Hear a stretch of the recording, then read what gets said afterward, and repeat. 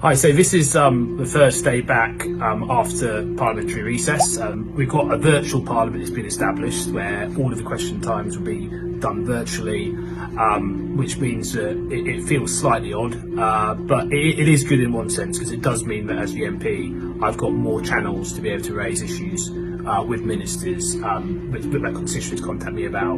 Tomorrow I've got my education select committee meeting, which is very important at the moment. We've got an inquiry ongoing on COVID-19 and how that's impacting the education sector, and there are some really quite big issues that we're having to grapple with. Particularly of concern is the concern that many of us have got about children who have been a victim of domestic abuse and who are vulnerable, who are not at school at the moment, many of whom could be at school but aren't. Question marks about them and their welfare, and the extent to which authorities are engaged in their welfare and ensuring that they're not suffering abuse at the moment. And also during the coronavirus, since the schools have closed, we have seen a reduction in the number of instances of child abuse being reported. Just a question about children's mental health and what steps the government are taking to deal with the likely increase in mental health experienced by young people, both now but also after the pandemic. Initially I had